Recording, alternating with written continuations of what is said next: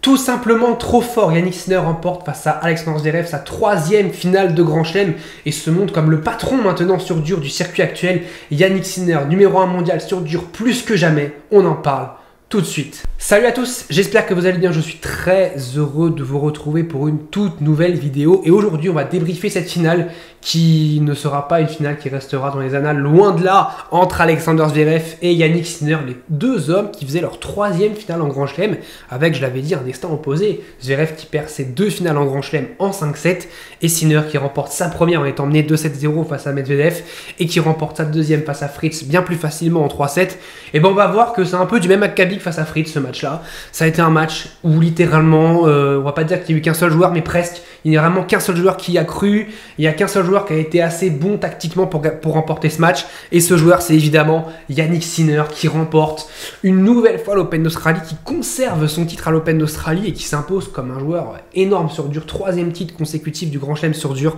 C'est clairement le joueur à abattre sur dur. C'est clairement lui le numéro 1 mondial plus que jamais. Yannick Sinner qui montre encore une fois tout son niveau sur dur. On voit la tête dépitée de Zverev qui encore une fois n'y arrive pas. Et là cette fois-ci c'est pas en 5-7 qu'il perd, c'est il prend une doudoune en 3-7, il se fait détruire. Alors oui, il n'y a eu que 2 breaks, mais au final ces 2 breaks là, et ben, ils ont suffi Yannick Sinner pour remporter ce match, et ils ont suffi pour que Zverev ne gagne pas ce match.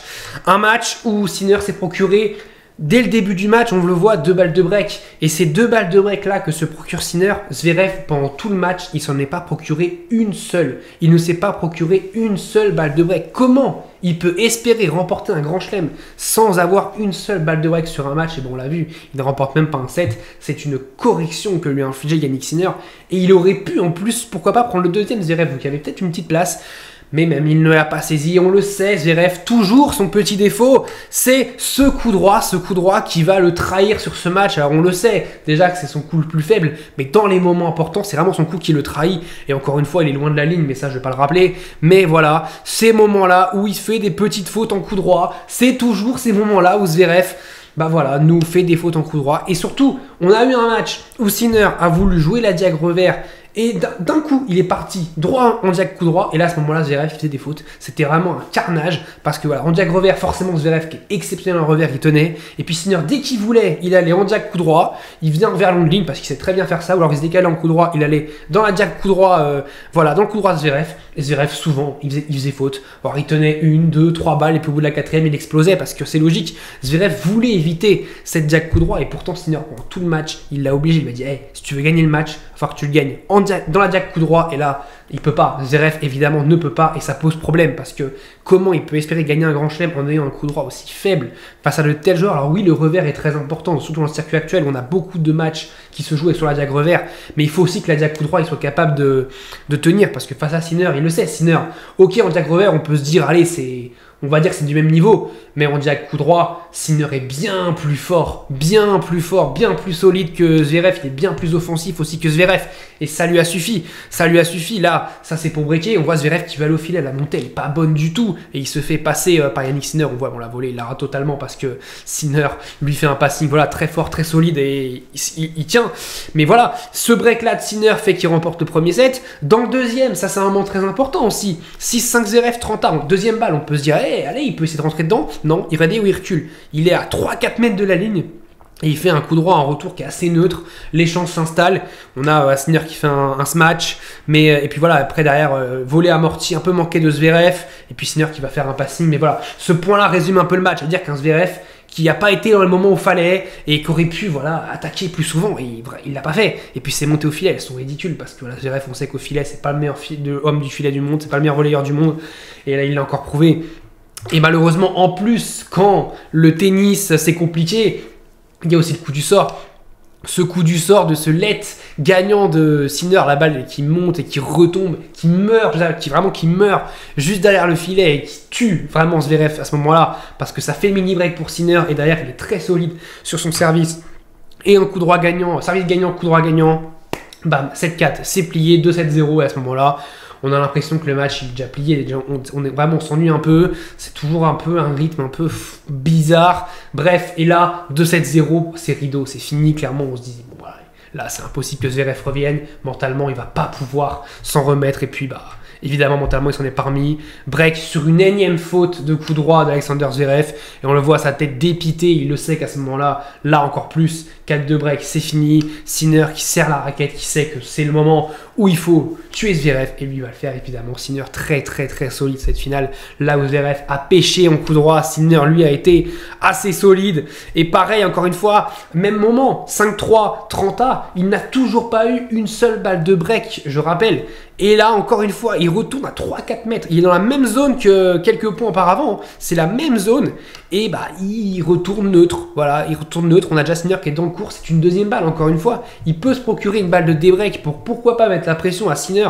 Dans un moment où Sinner est tranquille, il peut essayer de lui mettre la pression. Il ne le fait pas. L'échange s'installe. Je vous laisse deviner ce qui se passe. Sinner remporte le point. Et voilà, après, sur une magnifique amortie, puis un passing pour terminer, Sinner remporte l'Open d'Australie. Jannik Sinner qui fait le back-to-back à l'Open d'Australie, c'est exceptionnel, il n'y a rien à dire.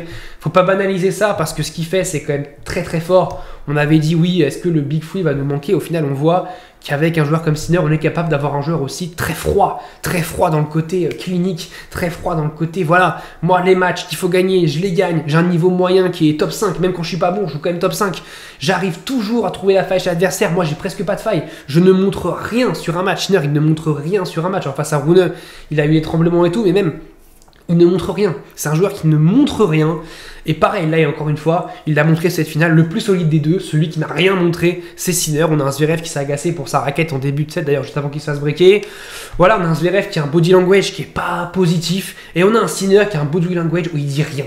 Il est stoïque, il va droit au but, il sait très bien ce qu'il fait. Et voilà, il n'a pas de doute, il y va, il a sa tactique en place, il est avec Darian Cahill, ils savent très bien ce qu'ils veulent faire, ils savent où ils veulent emmener Zverev. De toute façon, j'avais dit que Zverev, s'il était emmené en jack coup droit, ça allait être fini, mort pour lui.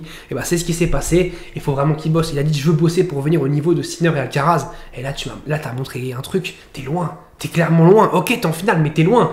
Déjà, pour moi, il est en finale, je rappelle. Parce que Novak Djokovic abandonne après le premier set où Zverev, quand même, n'a pas été bon dans les points importants. Et là, pareil, il n'a pas eu une seule balle de break, alors que Zverev est pourtant quand même un bon relanceur. C'est pas normal. C'est pas normal de pas mettre la pression à Sinner. On l'a vu, il y a des points, il met pas de pression à Sinner. Il est clairement passif. Et ça, c'est problématique. Et voilà, Sinner a été le plus fort des deux. On le sait, Jannik Sinner, bah, il est plus fort que Alexander Zverev. Et pour Zverev, ça a commencé un peu à se compliquer. C'est déjà la troisième finale qu'il perd. Et puis des scénarios à chaque fois, face à Thiem, il perd alors qu'il mène 2-7-0 et qu'il a le match en main. Face à Alcaraz, il fait plus dur. Il revient de 5-2. Il mène 2-7-1. Il perd le match. Et là, c'est aussi dur dans le sens pas où il a été devant dans le match. Il n'a jamais été devant. Et justement, c'est ça. C'est qu'il n'a jamais eu l'occasion d'être devant et qu'en fait, on l'a jamais senti en capacité de gagner. Et là, c'est dur parce que ça montre l'écart qu'il a encore avec Sinner. Et vraiment, moi, je trouve cette finale, mentalement, elle va être très dure aussi à digérer parce que pour moi, il prend une correction. Sur ce match-là, il prend une correction. Et je suis déçu. Je suis déçu de Zverev. Dites-moi vous ce que vous avez pensé de Zverev cette finale, mais je trouve qu'en coup droit, il m'a déçu. Il ne progresse pas en coup droit et je trouve que c'est un peu gênant aujourd'hui. Sinner a été très solide, il n'y a rien à dire. Dites-moi ce que vous avez pensé de cette finale qui clairement n'était pas dingue. Mais voilà, on a eu une deuxième semaine pas folle quand même chez les messieurs, c'est un peu triste. Pourtant, ça avait très bien commencé. Dites-moi ce que vous avez pensé de l'Open d'Australie. Merci à tous pour le soutien. N'hésitez pas à vous abonner, à liker, à partager. Ça fait vraiment plaisir. On a vraiment progressé sur ce mois. Vraiment, merci chaleureusement à toutes et à tous. On se retrouve très très vite pour parler de ce qui suit, évidemment, parce que le tennis ne s'arrête jamais. Je vous dis salut à tous, portez-vous bien.